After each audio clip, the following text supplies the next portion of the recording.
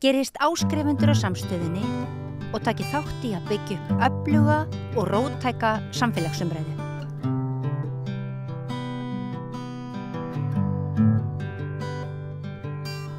Þegar að tjöldi voru að fjúka í Herjólfsdal fyrir helgi að þá fjallu hlutabréfamarkaðir út allan heim og við ætlum að reyna að skilja hvað áhrif það hefur á okkur sem að eigum engin hlutabréf. Hingað komin Ásgeir Brynjar Torfason til okkar Steinunn Ólínu. Hvað skiptir þetta nokkru máli? Vonandi ekki. Vonandi ekki? Já, sko, þetta voru sögulegir viðburðir þannig séð. Þetta var mesta fall á hlutabréfamarkaði í Asíu eða Japan síðan svarta mánudaginn í október 1987 sem er ókveikjandi og rosalega mikið.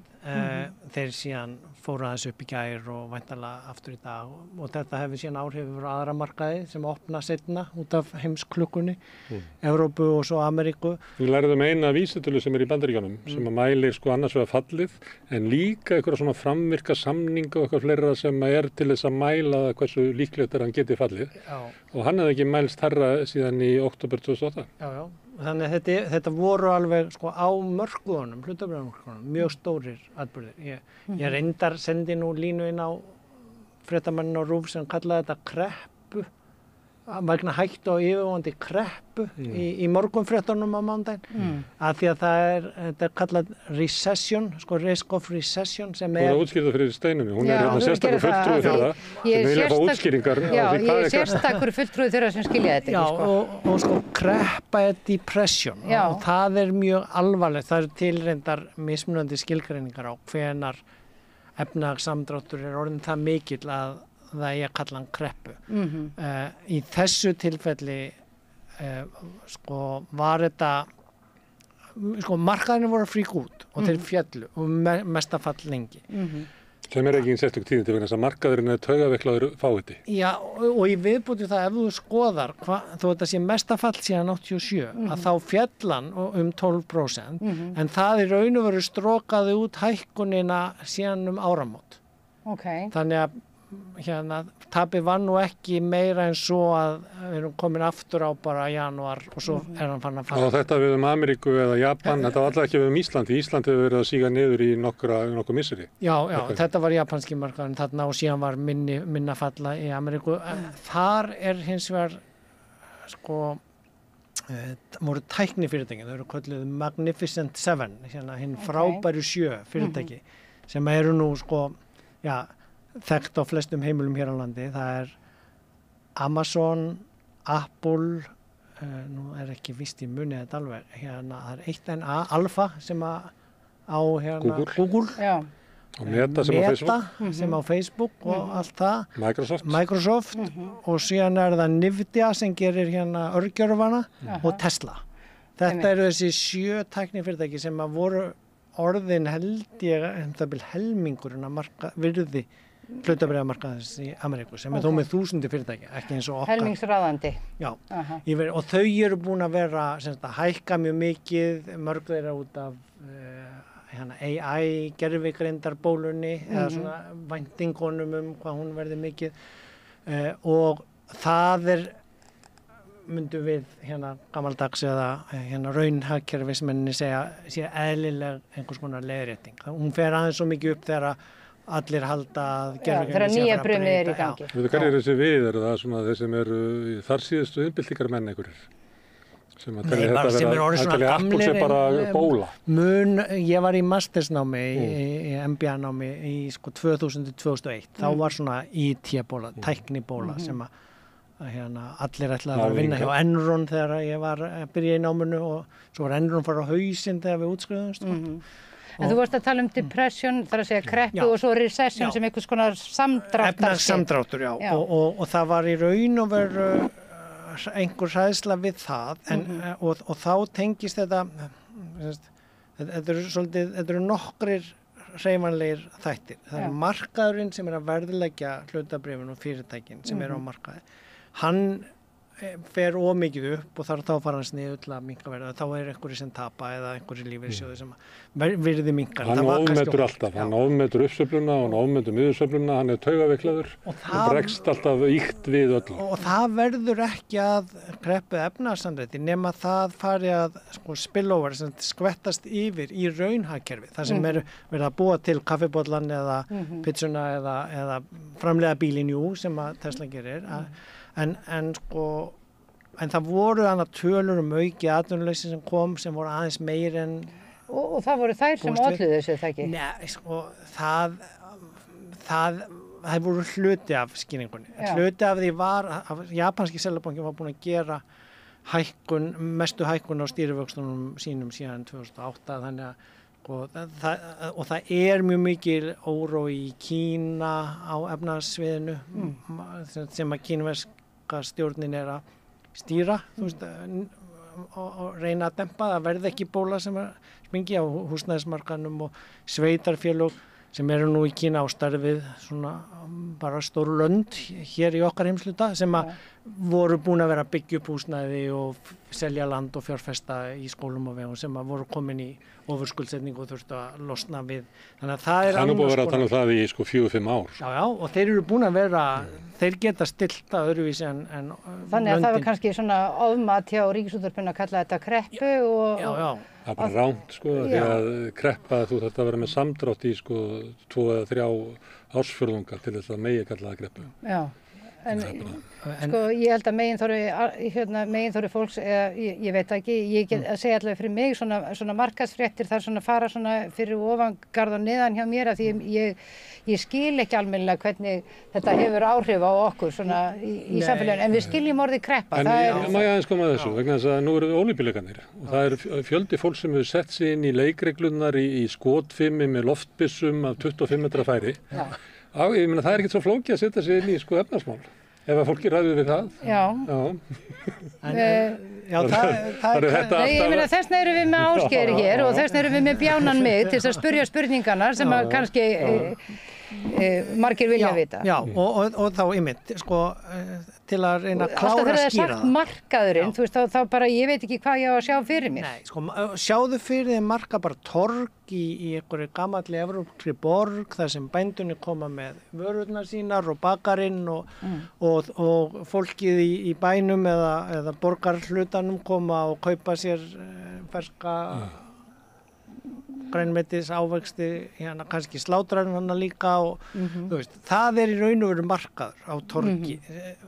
Síðan verða til allskyns markaður, ég meina við ferðum út í Krónuna hér í staðinn og verslar, það kannski ekki beint markaður af því það er bara ein búð og einnig þar eru sem söluaðilar búin að senda þeim eða heildsalarnir. Þannig að það svona, það getur verið svona heildsalumarkaður, þú veist, sem að búðirnar Krónan búin að versla við og svo kemur fólkið í að þú getur farið út á Granda og valið á markaðnum að fara inn í bónusin eða Krónuna eða Netto. En sem eru þær allar með einhvern veginn vörur frá sömu heildsölu. Hlutabréfamarkaðurinn ef líkingin á bændamarkaðnum það sem að ykkur var að selja tómatana sín af annar brauð og ætlið geitakjötið og allt þetta. En núna markaðurinn þannig að það er ekkert að þessum mönnum þarna kemst fyrir, vegna þess að inn á markaðnum eru menn sem að voru búin að veðja á að geitakjötið myndi lækka þú veist eftir svona 2 misseri sem að taka allan plássin og eru einhvern veginn að reyna að þrýsta niður tómatverðinu til þess að geta grætt. Þannig að hlutabréfamarkaðurinn er bara svona létt geðviki. Vista vestrið. Þá er hann farin af raunhagkerfismarkaðnum yfir í fjármálamarkaðin. Það sem er hægt að versla væntingar veðrið eða breytingun á korninu sem tengist á verðinu, hvort það verður upp eða niður eða verður þurrkur þannig að það í raun og veru það sem féll hlutabréfamarkaðurinn, þessi sýndarmarkaður fyrir fjármálagjörning. Hann féll núna. En eitt af því að þú nefndir Apple og svona hvort að tæknifyrirtækin séu ofmetin. Það voru fréttir af því núna að Warren Buffett sem að hann hafði verið að selja sig niður í Apple umtalsvert. Hann átti 5,7% í Apple og ég held að það komið bara niður fyrir 3% sem hann bara að gera á mjög skömmu tíma og ástæðan er svo að vextir á ríkisskuldabréfum eru bara svo háir að hann metur sig sem svo að það sé bara ekki hægt að ná meiri ávöxtun út úr hlutabréfamarkaðnum, enda hann yfirspenntur og það sé miklu sniður að bara færa peningin yfir í örugga vexti og þá það háir vextir á sem við myndum kalla stýrivexti hér, sem að draga fé úr hlutabréfamarkaðnum yfir í örugga fjárfestingu. Og sem að ef maður þekkir sögu Warren Buffett þá bendir það til þess að hann að búa sig undir lækkun á hlutabréfamarkaðum, hann að búa sig undir svona frekar, það ekki þetta græða neitt þar, en hann ætla bara að mjólka ríkissjóð Bandaríkjanna.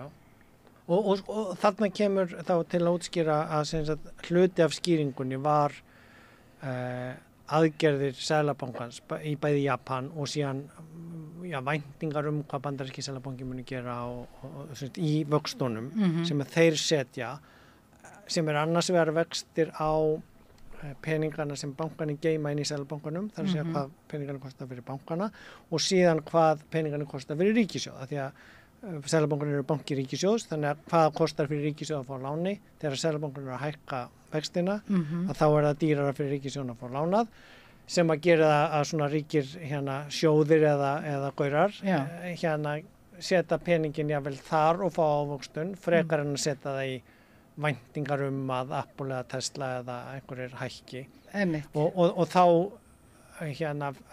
fellur verðið og þarna til að gera aftur tenginguna, þannig að við erum kannski með fjármálamarkaðinn, svo erum við með ríki og Seðlabankana og svo erum við með raunhagkerfið, þar sem verið að gera eitthvað, annars við að fólk að kaupa í matinn, fólk kannski að kaupa sér hús og síðan einhverja að búa til bíla og ef við tökum bara svona dæmi af til dæmis rafmagnsbílum sem núna verið að skipta út af þessi orkuskiptu og að þá búið að vera annars vera ríkissjóðnir að niðugreiða rafmagnsbílum til að fleiri kaupa sér rafmagnsbíla og byggja upp kerfi til að setja hlaða á í stæðan fyrir bensinstöðvar og síðan Tesla búin að vera að lækka verðið á bílunum og þá voru erfiðara fyrir hina bílaframleiðenduna að keppa og svo koma og þá kemur eiginlega heimsvæðingin inn í þetta heimshagkerfið að Kína búið að vera duglegast í þessu að rafmagnsvæða, bæði grænvæða rafmagnið sitt, rafmagnsframleiðslu, loka kolaverum, byggja upp vatnsorkuver og síðan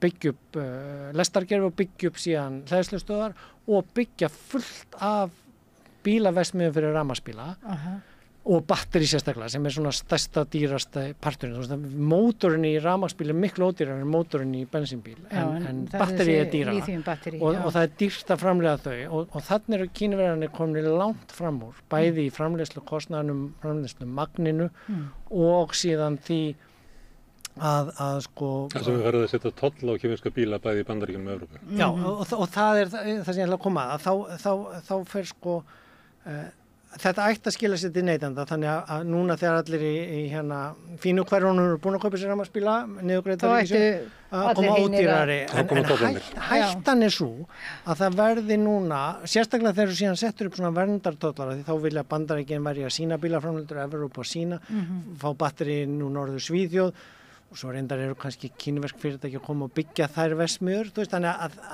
en það einn af stóru faktorunum í óvissunni og hluti af þessu falli að hættan af viðskiptastríði, sérstaklega milli Bandaríkjanna og Kína og síðan hvernig Evrópa kemur inn í það, af því að þá munu bara vera svona rafmagnsjeppar fyrir betri hverfin framleiddir í Evrópu eða Bandaríkjunum en ekki ódýru eins og þegar Volkswagen Bjallan kom eftir, ekki ódýra rafmagnsdollur sem hægt að koma frá Kína núna, svona ef að markaðurinn virkaði, þá myndi það gerast að það kæmi það sem ódýrt að búa það til sem miðað á lágtekjumarkaði eins og í Kína og Indland og eitthvað fleira sem við ættum að geta fengið hér bíla til þess að keyra ræðbíla rafmagnsbíla en það verður tollað í burtu þannig við fáum ekki aðgang. Þessi muna svona gamla eins og við, Japan tók yfir bílaframleiðsluna á móti gamalgrónu evrópsku og bandarísku og rússnesku.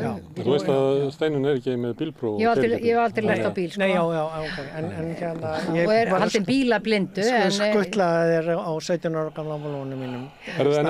aðeins markaðina, því ég nefndi Buffett sem er fjárfestir sem segist alltaf svona bara veðja á kerfið sem svolítið fyndið að heyra og menn halda sér svona gáður, hann náttúrulega bara veðja á það að ríkisvaldi verji kapitalið.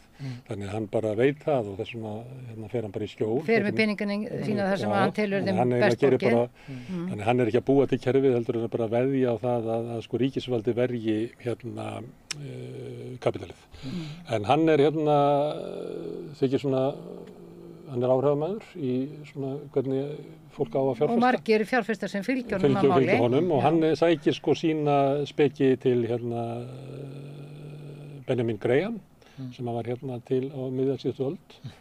Þannig að hann lýsti svo markaðan svo skemmtilega sko. Hann var að segja að þú ert bara að kaupa í Tesla ef þú heldur að Tesla muni framleiða bíla eða kaffi geti selta, eitthvað sem er raunhagkerfið og bara horfa á það til lengri tíma en aldrei að hlusta á markaðinn. Markaðurinn er taugaveiklaður fáviti og það að vera í business með markaðnum er svona svipað, þú situr verið á skrifstofun, ert eitthvað að fara yfir bókaldið og þá opnast hurðin allt í einu og kemur Mr. Market inn og segir, heyrðu, við erum að græða svo stórkostlega, bara hlutabréfverðið er alveg í toppnum og kaupum stærra einbýlishús og fleiri bíla og svo ríku svo út eitthvað og þú bara passaði ekki að hlusta á hann því að stuttu síðar þá kemur hann inn algjörlega dauður, sest fyrir framann á stólinn og barmar sér og segir þetta er allt búið og hlutabréfverðið fjall.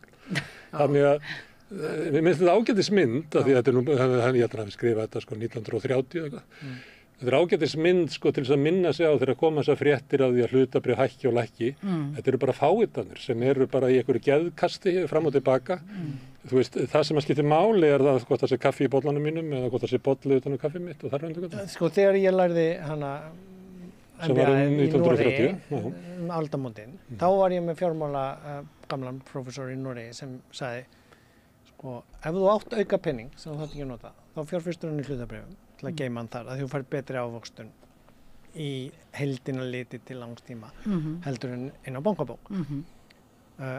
En þar væntingarnar hagnaður eru jafn miklar og væntingarnar tap. Þannig að ef það er verið að gefa væntingar 20% hækkun, að þá er líka 20% Gerðu þá ráð fyrir því að geta hugsan, já. Og svo ef þið vantar penning og þú ætlar að kaupa þér hús eða bíl eitthvað, þá selur þú hlutabréf. Ef þú heldur að þú getur verið snjallari en markaðurinn, þá bara gangið vel, sann, og hlóað okkur. Sko. Þannig að, en það er fullt af fólki í vinnu við það að reyna og spekulera og halda. En sem sagt, til að klára aðeins raunhagkerfistenginguna og markaðsskilgreininguna af hverju er Kína komið með ódýrari rafmagnsbíla, annars vegar til að gera einfaldari svona eins og Ford gerir með Ford T og eins og Volkswagen gerir með bjölluna, þú veist, fara fjölda framleiða ódýra litla hagkvæma, en það þarf að vera líka þá ódýr framleiðsla á batteríunum og þetta lærði ég sem ég fór í framhaldsnámið í Gautaborg í Svíþjóð sem er svona bílaframleiðsluborg og maður var þá oft með í viðskiptaskólanum þegar ég var að kenna. Kemur henni Volvo? Dæmi, jú, þeir keyptu að Ford. Bandaríkjamennir áttu Volvo og seldu Kínverjana. En punkturinn er það sem gerist, það sem er svona versmiða, að þá eru sko í gamla daga átti Volvo allt og einhvern veginn og síðan var með einhverja út í skógi í versmiðu sem gerði leður áklæði og stólana en síðan gerist í þessum bílaframleiðslu þú færð svona komponenta hluti frá hinum og þessum og þú sem stóri bílaframleiðandinn býr til markað, þar að segja ferð út á markaðin og segir hver vill framleiða fyrir mig stólana, hver getur gert þetta ódýrast og þá eru þeir allir að keppa og þetta er búið að gerast í Kína mjög mikið varðandi rafmagnsbílaframleiðsluna. Það eru nokkrir einhverju leyti búið til með aðgerðum frá ríkinu en líka bara með þeir eru að innlega kapitalisma hjá sér svona samt stýrðan en þá verða til fullt af framleiðendum sem vilja búa til þennan hlut í rafmagnsbílinn og þennan og bílaframleiðendurinn hann að 3 eða 5 geta verið að pína þá á markanum ég vil fá þetta ódýrara, ég kaupi meira af þér. Þannig að Kína er að verða ráðandi bara í þá rafmagnsbílaframleiðslu í magni og í sko verði og fjölda en þannig dæmi markað skilur, sem að virkar eins og markar og virka, að þú færð hérna betri gæði fyrir minna verð, þannig að eins og þú lendir í með tölvu eða síma eða bíl, að þú ert ekki að sko borga endilega herra verð á hverju ári fyrir alltaf betri og betri. En Ásgeir, oft þetta bara þannig að sá sem að hefur sko kaupgetuna, hann fer til byrgjans og þrýstir hérna verðinans niður og byrgin fer og þrýstir niður hérna laununum og ef það dugar ekki að þrýsta laununum meira niður í þessu landi þá bara fer hann í næsta land og þannig á endanum bara verið að sko blóðmjólka verkaliðin. Já, og þess vegna, og þetta eru rökin sem að Evrópa sérstaklega notar á verndartöflana sína.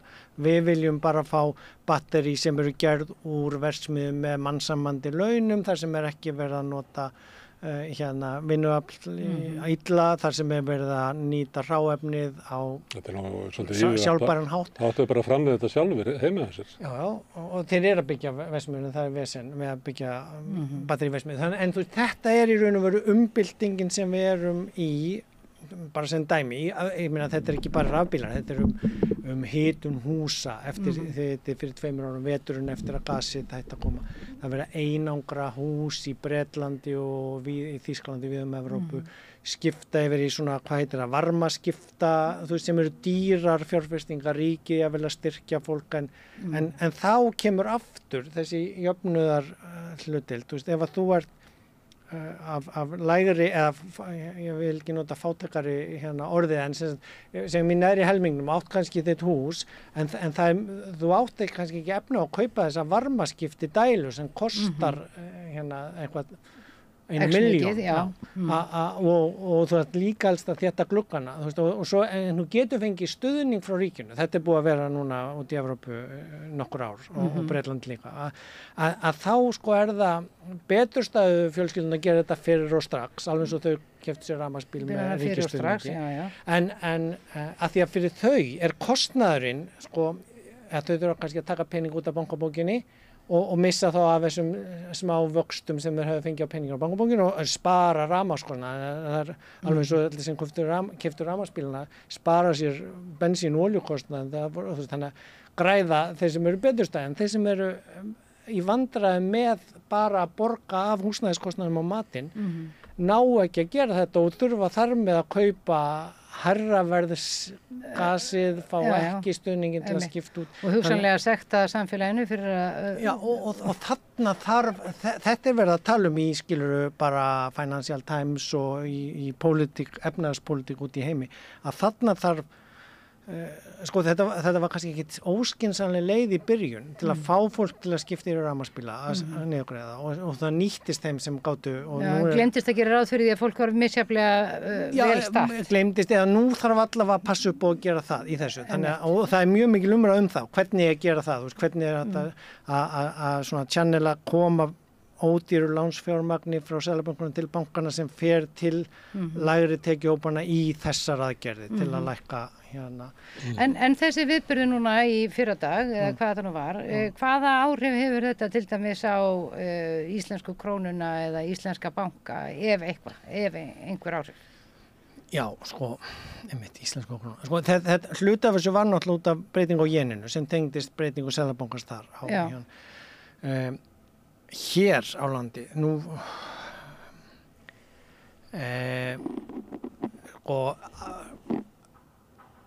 þetta á hlutabréfamarkaðnum í Asíu eða jafnvel þó að komi, þú veist, það svona smitað aðeins yfir á evrópska bandaríska og þeir eru allir að lagast aðeins.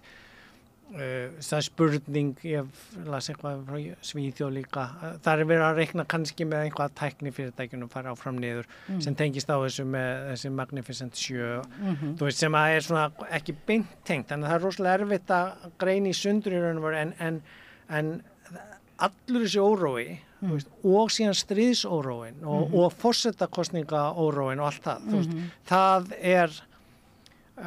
að svona spila inn í að þessi órói verður eflaust áfram á þessum blessuðu mörkuðum eða taugaveikluðu mörkuðum eða hvað maður kalla það, af því að bara sko enginn veit ef að Trump vinnur hvað áhrif mun það hafa á viðskiptastríði við Kína.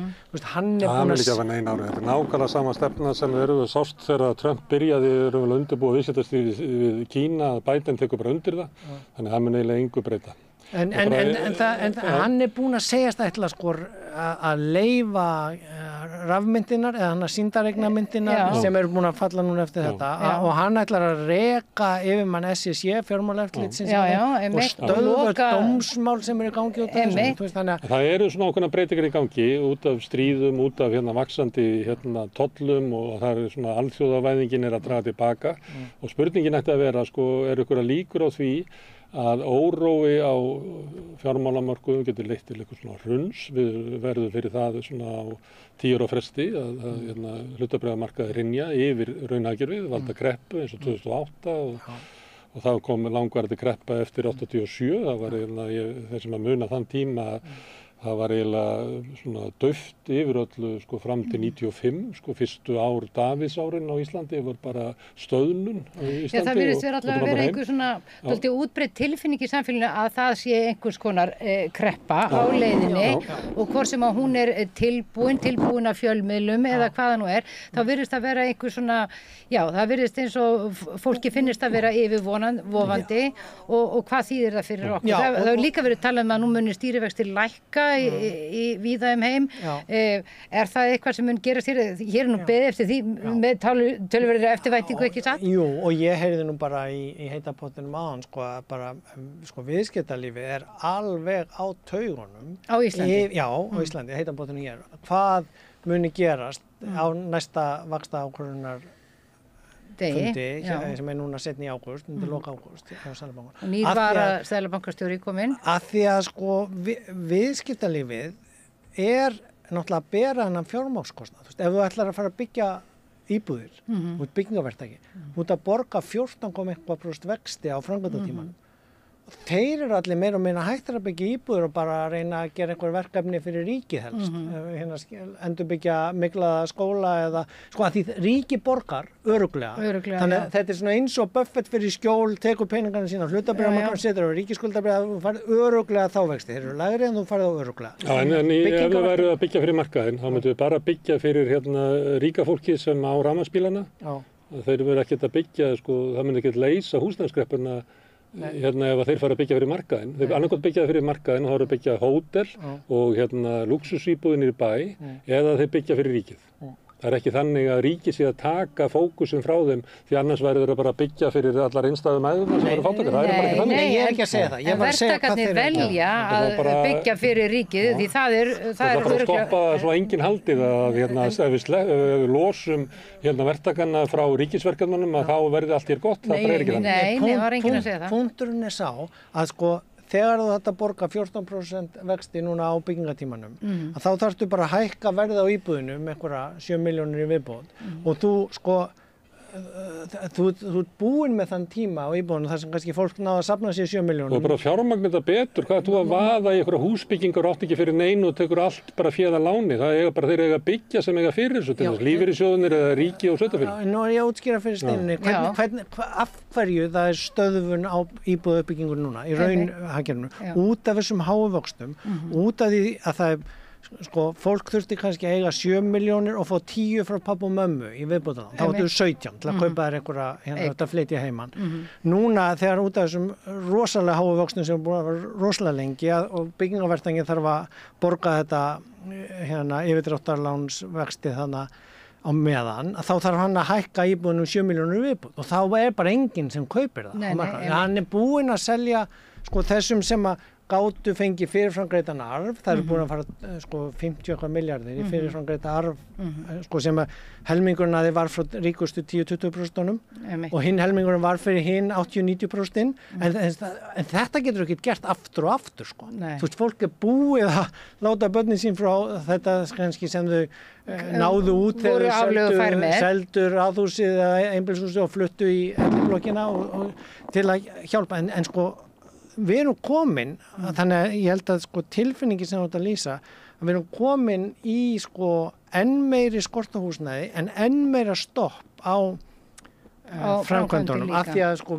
þarna menn á byggingamarkanum er ekki kjánar, þeir eru búnir að vera að byggja og þeir eru búnir að selja öllum sem var að kaupa íbúð númer 2 og 3 fyrir börnin sín eða setja í útlegu og það er heldur ekki endalaus markað. Ég held að segja engin kjáni í þessu máli sko, en við höfum verið að benda á þetta hérna árum saman hérna í okkar samtölum. Það veit allir. Já, en þetta er bara hérna, stjórnvöldum sem eiga að gæta hagsmuna almennings.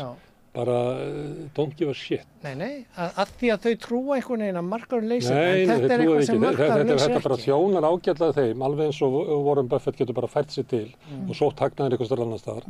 Byggingaverktakonum líður bara ágætlega, þeir eru bara að byggja fyrir ríki núna og þeir hafa það gott og stjórnvöld sem hefur geta hagsmuna almennings, þeir eru með bara alveg skotað sama. Þannig að Ísland er umverulega bara svona eins og lítil reikistjarna og sporbaugi í kringum stóru markaðina og núna bara bíðum við örlag okkar. Já, og erum með miklu hærri stýrivexti en Hollandi og höfum svona, sko, ég held að því þú spurðir kreppu, sko, ég meina lífskjara kreppa var notað síðustu 2-3 ár út í Bretlandi og Evrópu víða þegar orkukostnaðurinn hækkað og þess aðgerð sem var farið í og hækkað sko afborganir af lánum þeirra sem voru að koma nýir inn af því að stýrivextinni tvöfölduðust þar, en sko þeir eru samt helmingi lægri en hér. En má ekki líka segja að það sé svona einhvers konar lífskjara kreppa á Íslandi, nú matvara hefur hækkað mjög mikið, leiga hefur hækkað mjög mikið og kannski svona leynt og ljóst undanfarin ár, sko? Ég held að sko það getur mjög vel verið að það svona sko þú veist, þú heldur út í svolítinn tíma, þú gengur á allt svona auka og þú veist, vonar þetta að fara að lækka og svo er bara ekkert búið að lækka neitt. Það heldur alltaf fram að hækka hér. Verður að fara niður út í Evrópu og út í Bandaríkjunum á mat og vextir og fjármagn, en hér heldur bara áfram hækkun, að því heildsalen er hækka og hér heldur bara áfram sko óbreytti stýrivextir í meira en ár núna og það á einhverjum tímapunkti sko getur fólk ekki meir, alveg eins og á einhverjum tímapunkti getur enginn lengur keypt íbúð af því að það er búið að tæma arfana og fyrirtækin sem vilja kaupa og eiga og þá gerist eitthvað. Það er ekki áskilð. Það er ekki hérna óseldar íbúður upp alla veggi hérna.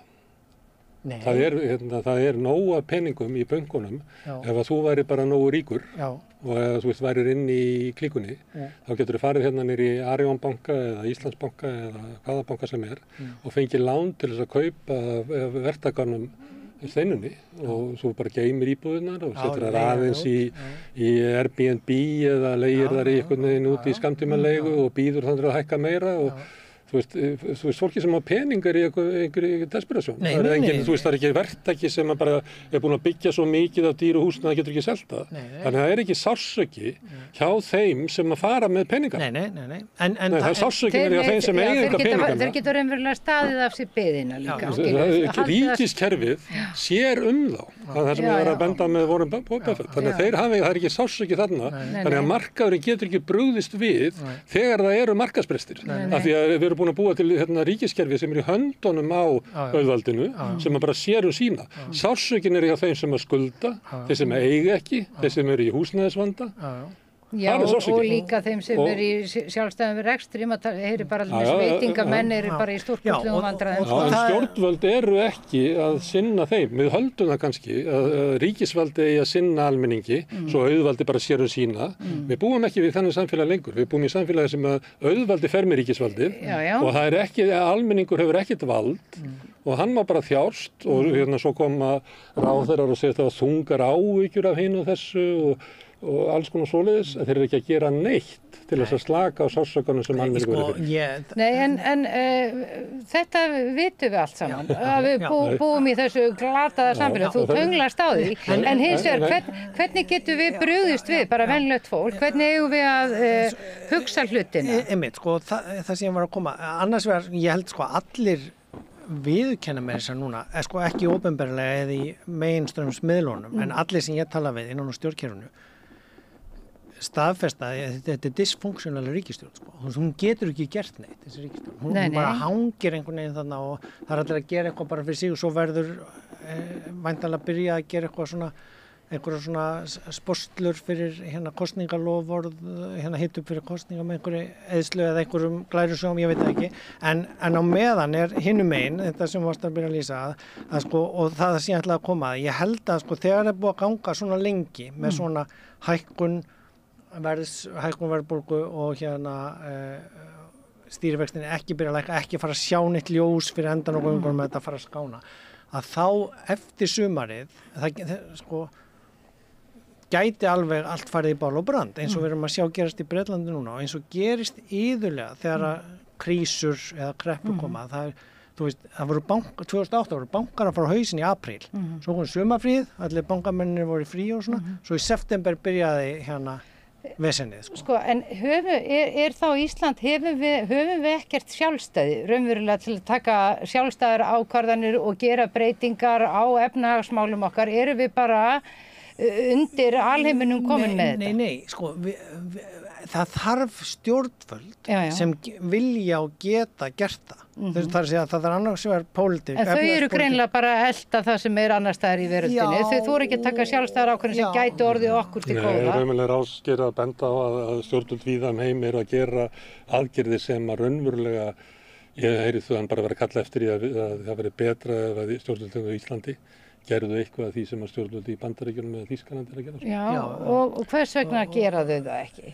Af því þetta er dysfunktionelt, held ég, samstarfað samband. Ég er ekki alveg viss, en sko sjáum... Ég held að við sem bara komin lengra í því að stjórnvöld hérna sinna bara þörfum hinna ríku. Já, sko við erum bara verðfarin, við erum bara fámennt samfélag og það kom eitthvað svona nýfrjálshyggja og þá skafaði alveg botnin hérna og það er engin önnur hugsun eftir og við erum bara svona sömuleyti heiladautt samfélag. Og sko það sem maður sér til dæmis frá Bandaríkjunum, ég hef þetta bara úr svona Financial Times og Bloomberg, svona, þú veist, efnahagsviðskipta fjármála fjölmiðlum það sem er að gerast eins og í Bandaríkjunum núna með Trump og það er las nýtt hugtak, það er sko broligarks. Það er talað sem tech bros, tæknibræðurnir, þessi sem gaurarnir sem stýra þessum Magnificent 7 frábæru fyrirtækjum, að þeir hafa svo mikil áhrif inn í stjórnkerfið og það byrjaði alveg hjá Obama reyndar, og sérstaklega núna eru þeir að styðja.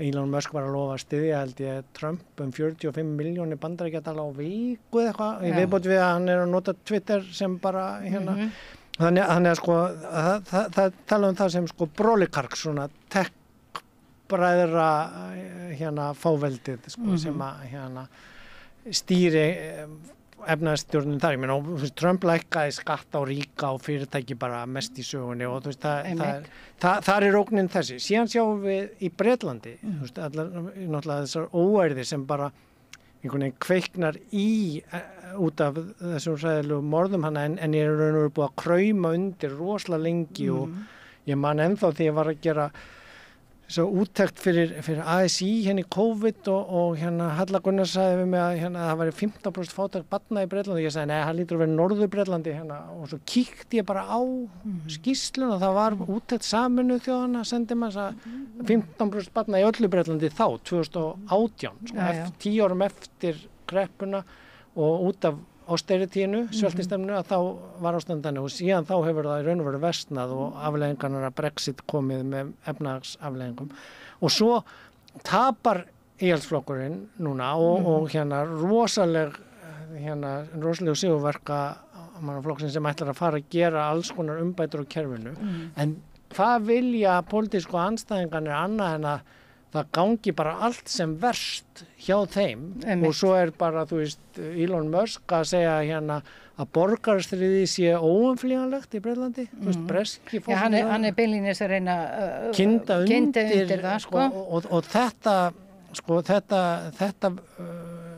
ég meina þetta er náttúrulega í Bretlandi bara eins og við getum alveg séð svona mínu myndaðu sig á Íslandi að við leiðum úr búin að taka undan grunnstoðnir eða veikja þær svo mikið þá er náttúrulega bara kjör óvinnurinn orðin útlendingur eða einhver sem er annarar trúar og eitthvað svona, það er augljóst og við erum með brúnstakk út á götu sem að hlaupa og brenna hús og það er bara kortir í það að það verða sko opið vera hengingar út á ljósastöðum. Já, og meginstraumsmiðlar sko bara halda fram bara vittleysu dag eftir dag og þetta náttúrulega stór hættulegt. Og það var, ég sá nú bara í Financial Times í morgun, það var sko eiginkona einhvers borgarstjóra sem var handtekinn núna, af því hún hafiði sagt hérna að það ætti að kveikja í hótelinu þar sem það eru eiginkonur hæstaréttardómar í Bandaríkjunum sem tóku eiginlega þátt í árásin á þinghúsið. Já, þannig að það eru, þetta er ekki múrin og svo þeir sem að fara með völdin, heldur þetta þeir sem að fara með völdin sem að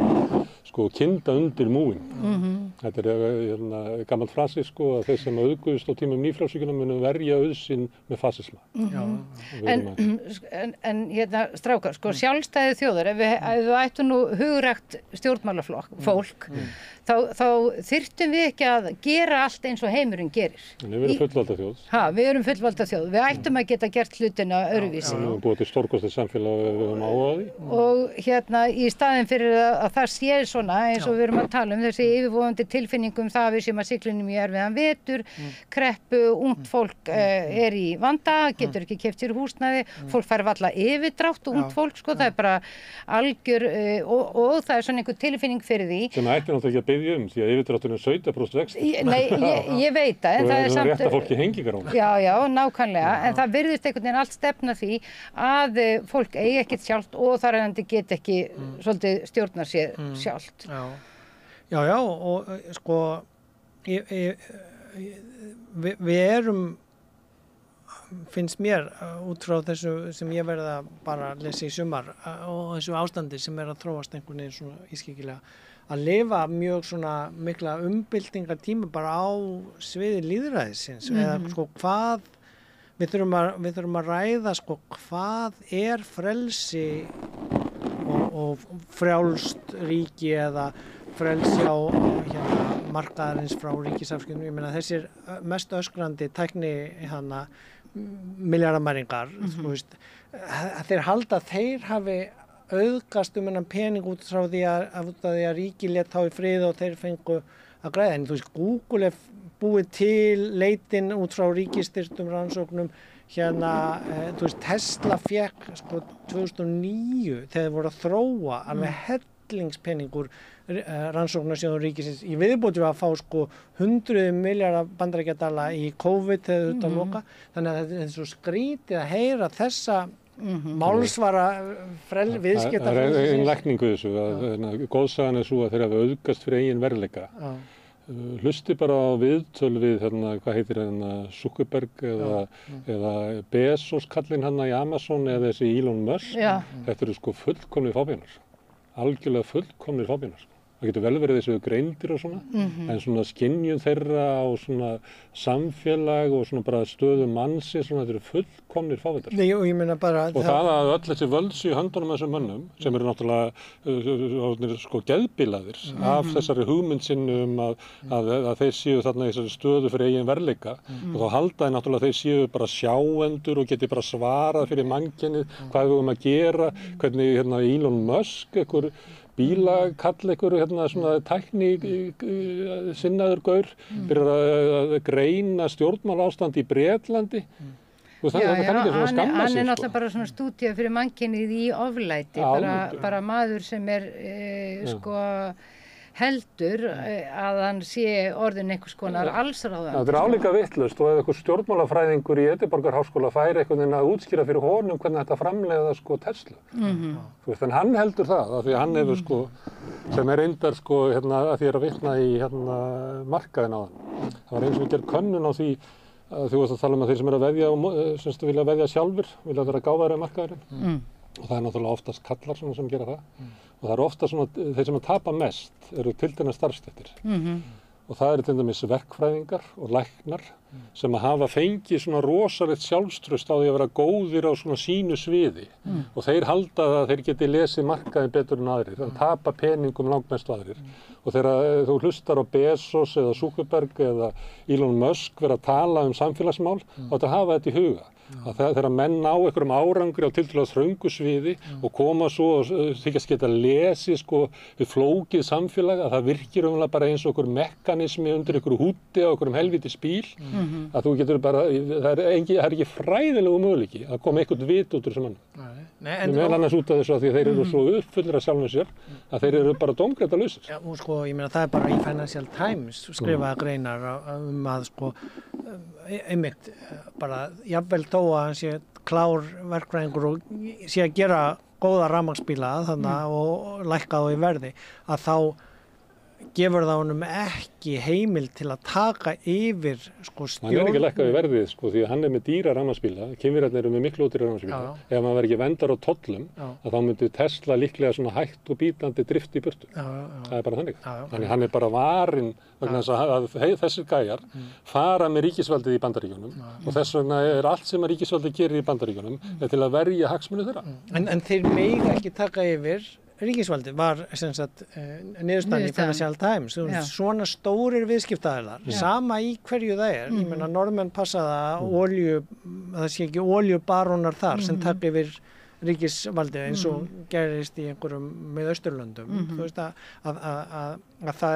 það er í raun og veru finnst mér svolítið sko baráttan sem við erum að horfa fram á núna í viðbót við óeirðirnar sem að blossa upp út af lífskjarakrísu eða allskyns óánægju sem hefur verið kraumandi. Það var mjög fínt viðtal við Gauta Sigþórs í morgunútvarpinu í morgun, þú veist að þetta er í viðbót við síðan sko að stjórnmálakerfi er eiginlega komið að einhverjum þrotum þú veist að því það og þess vegna er ég að segja, ég var að hlusta á podcast með viðtal við Leo Ibi sem kom inn á bókmenntahátíðina, albanskur heimspekingur sem er prófessor í LSE í London að sko, þú veist það hvaða þýðir, þú veist, að vera með frjálst ríki, frelsi ríki eins og þessir frelsispostular þeirra þykjast vera að tala fyrir frelsi og versus síðan það sko, hvað er í raun og veru lýðræðið. Þú manst því að var einhvern tíðan útskýra munin á markaðnum og lýðræðinu. Á markaðnum hefur hver króna eitt atkvæði. Þú getur, ef þú átt meira þá færðu meira vald. En í lýðræðinu á það að vera þannig að hver einstaklingur er með eitt atkvæði. Að það er einhvern veginn sko, fulltrúa lýðræðið er einhvern veginn, sko, er það í raun og veru að representera fólkið, er þetta fulltrúar okkar inn á þinginu eða er þetta? Þetta virðist bara þvert á móti, þetta virðist vera að stjórnvöld heimsins séu bara komin í vinnu fyrir markaðin, það sé markaðurinn raunverulega sem stýrir öllu núna. Þessi svo kallaði markaður. Við erum líka spurt sko óeirðirnar í Bretlandi. Ef þetta væri eins og í fransku stjórnarbyltingunni að þá væru þeir á leiðin inn til Versala að heimta frá kúara sínum eitthvað frelsi. En óeirðirnar í Bretlandi eru eins og sem í dag ætti að vera þannig að menn væri bara að heimsækja Tesla og Apple og félaga sem að fara með valdið og soga til sín peningana. En okkar múgur, hann er á leiðin inn í fátækrahverfi Parísar. Alltaf að berja á fátæklingunum þar til þess að heimta réttlæti. Þannig að þú veist, það er bara, ég held að sko okkar heimsluti sé bara í einhverju sko léttu taugafalli eða heilablóðfalli. Og sé eitthvað bara yfirgengilegt dómgreindalaust. Já, við erum að slást, fólk eru að slást við rangan andstæðing, algjörlega, sko. En það er líka, ég meina, hvernig á almenningur, hvar sem er í heiminum, að berja niður stórfyrirtæki heimsins sem að stjórna öllum með fjármagninu. Fjöldinn hefur valdið. Já, en það virðist ekki vera, það virðist vera að það sé búið að þrengja svo að almenningi víða heim. Við verðum að endurheimta ríkisvaldið. Ríkisvaldið var búið til, eða í lýðræðislegu samfélagi, þá fyrir ríkisvaldið með almannavaldið sem hefur lýðræðislega vald til mótvægis við auðvaldið. Það að auðvaldið fari með ríkisvaldið verður náttúrulega bara einhver barbarismi á bara með tíma. Þannig við þurfum bara að endurheimta ríkisvaldið. En ég er alveg sammála því sem þú varst að segja, það virðist vera eins og stjórnmálin séu komin út í einhvern öngstræti og nú er bara býður allur heimurinn og stendur og fellur eftir því hvernig þessi markaður sveiflast. Og sjáðu sko, þú veist, það sem við ættum ef við værum laus við þessi sko stríð og þetta rugl og sko það sem við ætti að vera í raun og veru svona COVID-stæl hérna aðgerðir í heiminum núna væri við loftslagsvána. Ég meina það eru allir farnir að upplifa það núna í veðri og þú veist vegir að hverfa eða þú veist bara og þú veist ekkert bara einhvers staðar á einhverjum heitum svæðum eða illa byggðum vegum. Miklar loftslagsbreytingar í það minnsta.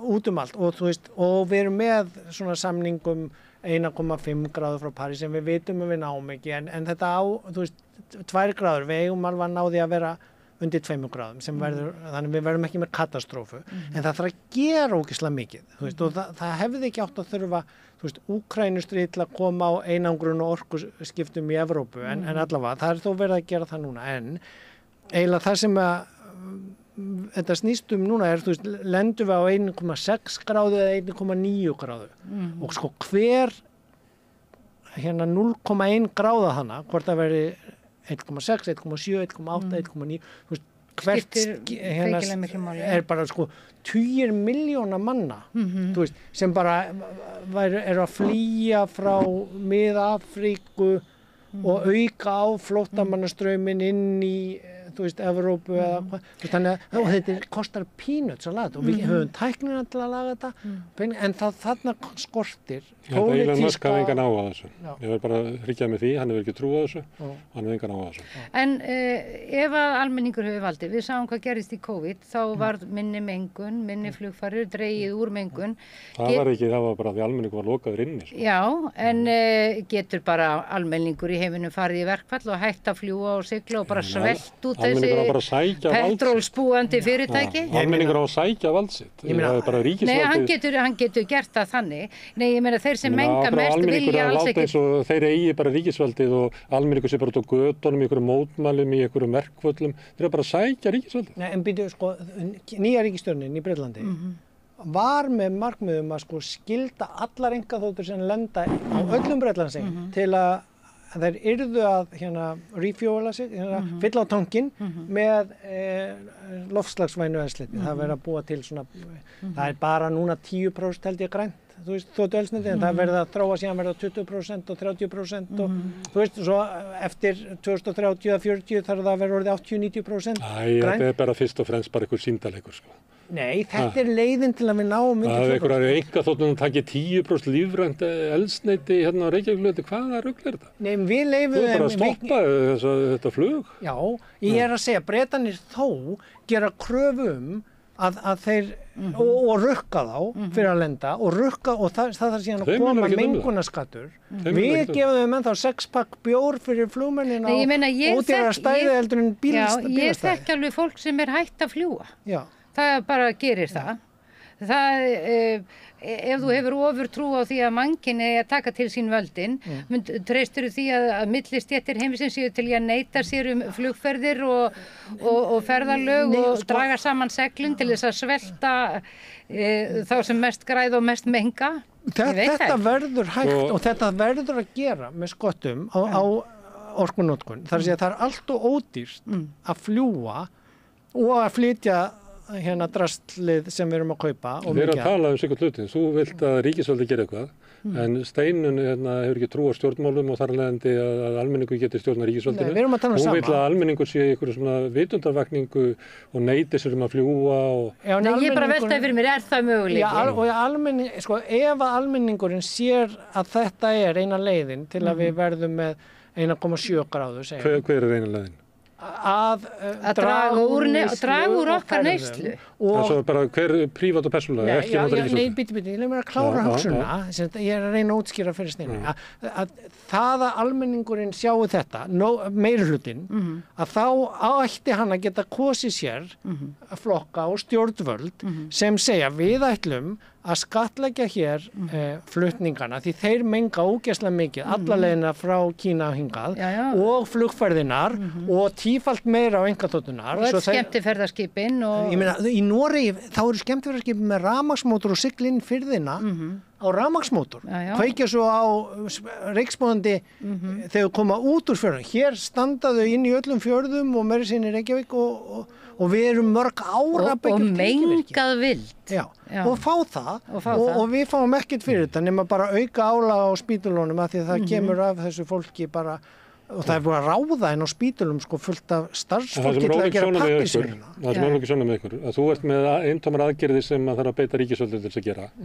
En Steinunn hefur enga trú á hérna hún bara auðvaldið búið að taka ríkisvaldið og hún vill vera bara neita sér að fljúga og Nei, ég held við getum gert þetta saman, með bæði Fyrst að þú ert að vera Steinunn í svona 15 ár og þá allt í einu færðu smekk fyrir annars konar stjórnvöldum og kýrstu. Nei, sko, ef að Steinunn fær nógu mikið af fólki með sér í að skilja þetta. Við erum mjög skamma tíma til að berga heiminu, þannig að þið verður að leysa þetta. Já, og það er punkturinn minn, að sko hættan að við lendum í 1,9 og jafnvel í 2 eða 2, eitthvað sem verður katastrófa ef að pólitíkin í heiminum fer í þetta rugl eða við förum í stríði út allt og kóru og þú veist, það er hættan.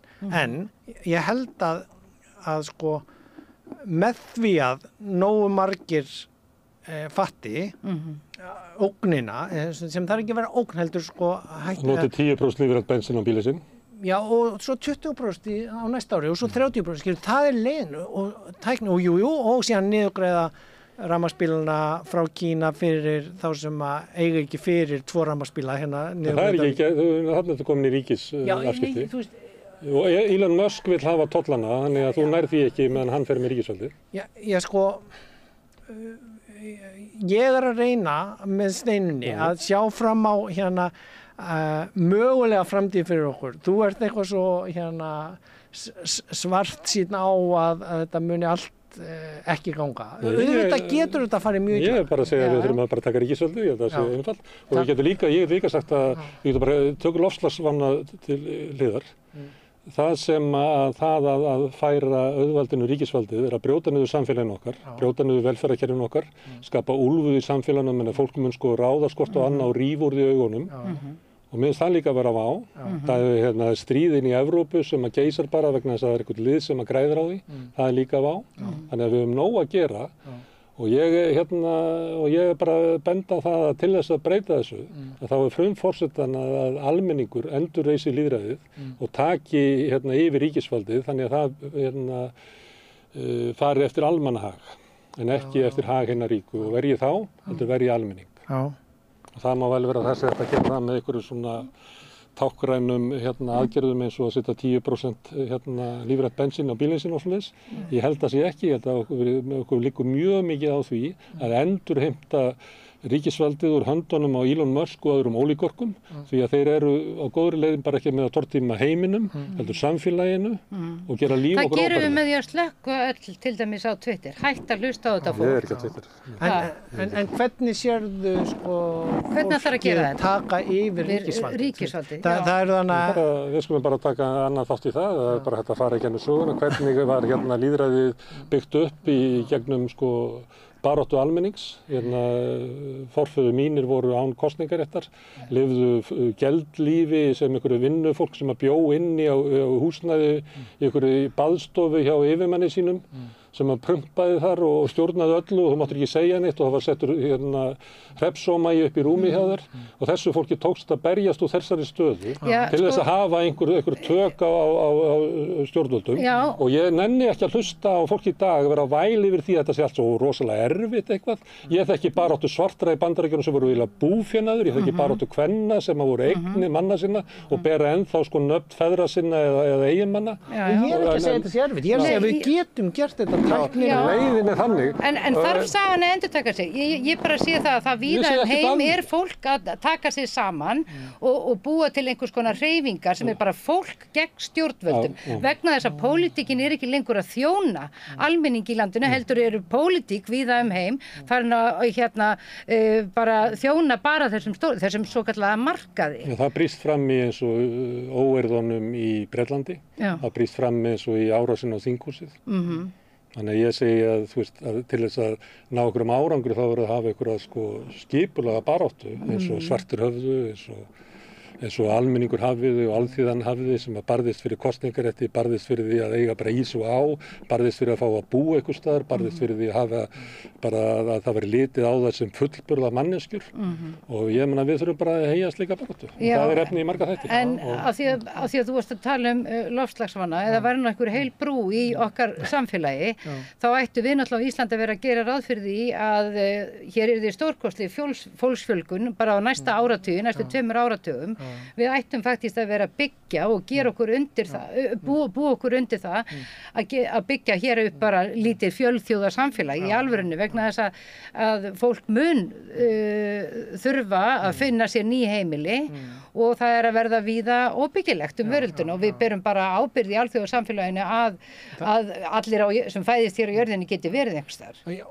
Sko, það er byrjað að tala í viðskiptafréttunum svona kælitúrisma, eða sem túrismi ekki á heitari slóðir, heldur á kaldari slóðir. Já, einmitt.